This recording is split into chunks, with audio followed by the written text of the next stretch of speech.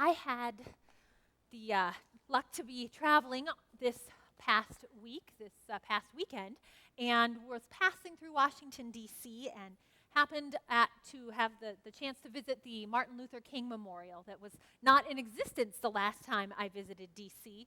And one of the things that is there is a collection of his words, just little tiny bits, of course, spread out on a number of walls. And this one caught my eye, my heart, and my mind even before I really had sat down with this week's gospel at all.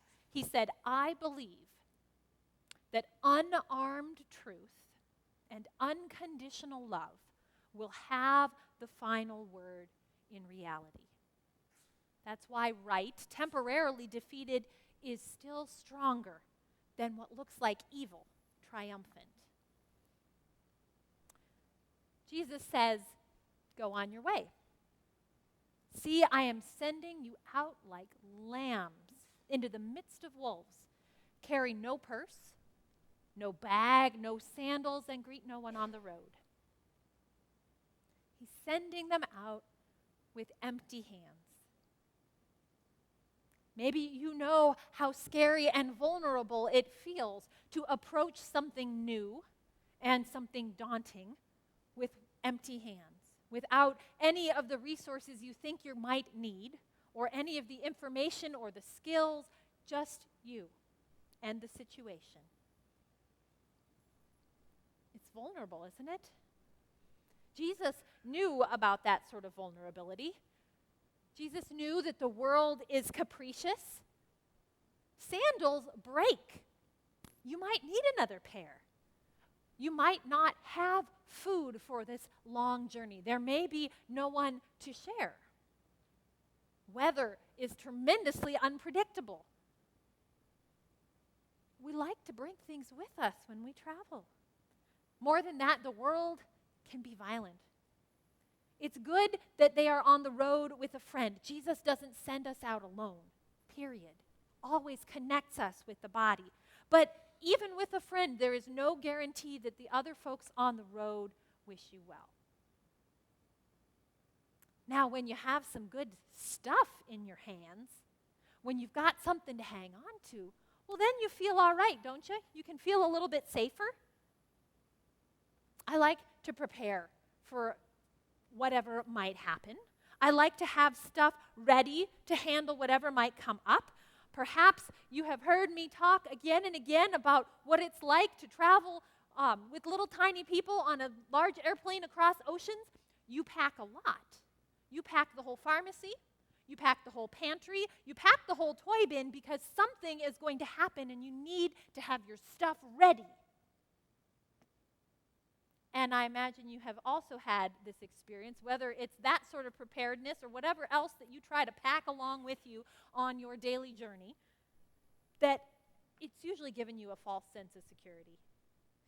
A false sense of your own ability and competence to control every last detail of the world around you. The truth is, it's out of our hands.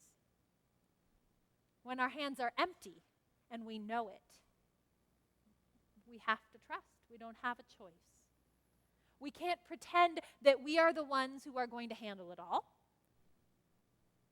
If your hands are empty, you might as well just fold them and start praying. Start praying now, because you know it will be God who needs to be handling things. And you know, the other thing is, when your hands are empty, you're a little freer. If you've got a lot to lose, maybe you've noticed this for yourself. When you've got a lot to lose, you relate very differently to other people and the world around you. If you're carrying a purse, you're aware of the possibility that it might be stolen by any one of those strangers. You're inherently more suspicious of the world around you. The more coin you have in the purse, or the nicer the spare sandals you have in your bag, the less likely it is that you're going to engage the world the way that Jesus tells his disciples to. Did you hear what he said? He said, whenever you enter the house, whatever house you enter, first say, peace to this house. Peace to this house. We may have empty hands, but Jesus is telling us actually we have something. We have something big. We have peace enough to share. Jesus doesn't ask his disciples to check and knock on the door and do a little quick interview with the people that are there and find out if they have compatible values or if they are a law-abiding family, if they are going to be open to the message that the disciples bring. Just peace to this house. Can you imagine if that was always our starting point? We would have to have lived really deeply into trusting God, don't you think? In order to have that kind of generous peace. I don't know, maybe that journey like lambs into the midst of wolves on the road was enough to remind the disciples that it is God who is in charge. That's what God's peace is. It's not just, that we're not bickering amongst ourselves, but being so grounded in God's faithful presence that we know will not leave or forsake us, that it spills out into inviting other people to experience that presence. Jesus says, if anyone is there who shares in peace, your peace will rest on that person. But if not, it will return to you. We don't lose anything. We don't lose anything by starting with peace. If our overture isn't met in kind, Jesus says, well, God's peace can't be taken from you. Can you imagine relating to others this way all the time, especially when we disagree? If the response to our invitation isn't good, Jesus doesn't say, double down. Jesus doesn't say, get snarkier. Jesus doesn't say, yell louder, call names, impugn their motivations. Jesus says, don't get defensive. You haven't lost anything. If you might remember back to stories that you have heard about Jesus as he encounters a whole host of people. He encounters Pharisees and foreigners. He's in the desert being tempted by the devil. He's dealing with dim disciples who are mostly interested in establishing themselves on the pecking order. He stands before Pilate. He hangs on a cross while people jeer again and again and again. Jesus is not interested in defending himself. Jesus is not interested in engaging the way the world wants to engage. He's not going to play the silly games. He's not going to play word games. He's not going to get into one-upsmanship. He's not going to provide a miracle on demand just so that you can be impressed. Jesus has nothing to prove. Jesus has nothing to lose because you cannot lose the peace of God. God gives it. You don't hang on to it. God's peace, that steadfast presence of our loving God, can't be lost. And so Jesus says, don't worry.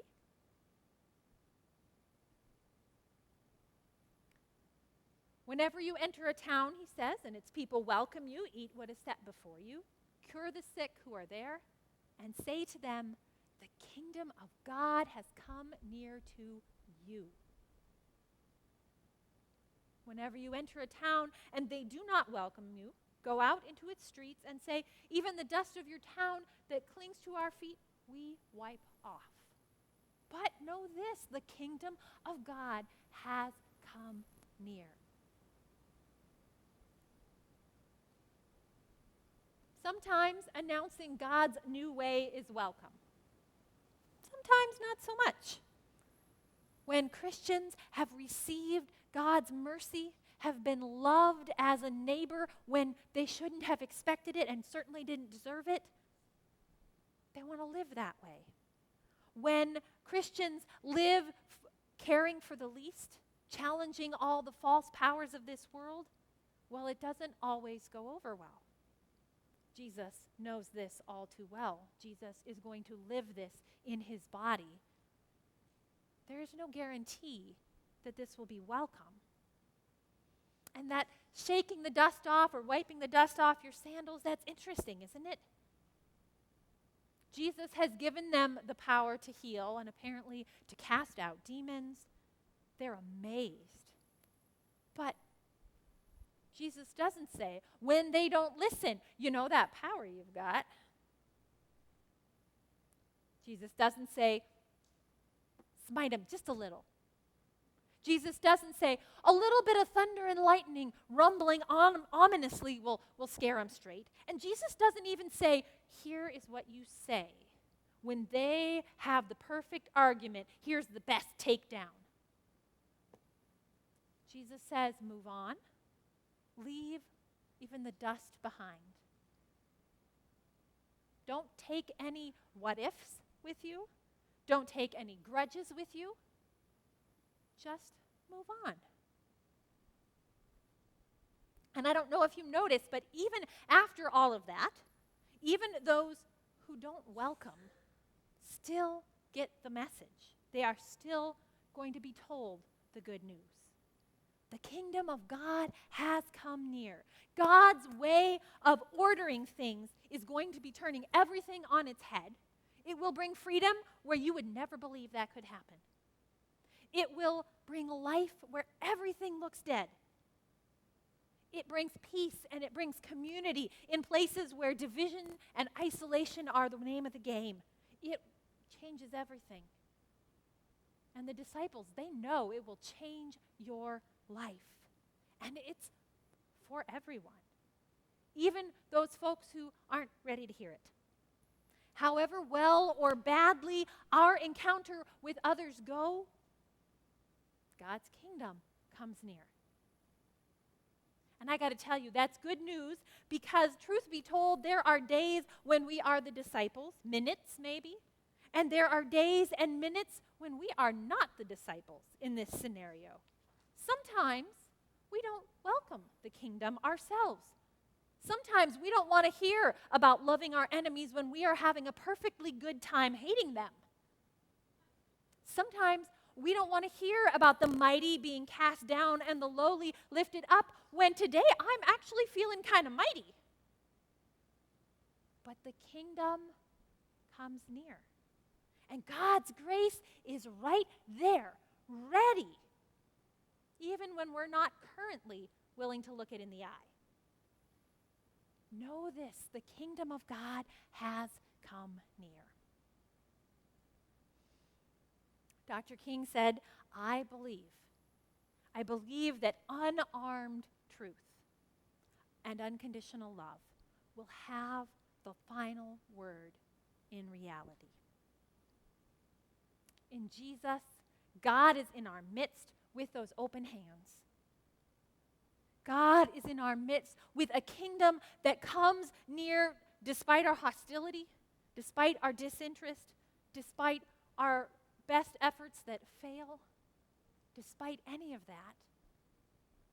The kingdom comes near, and the kingdom is good news. Thanks be to God.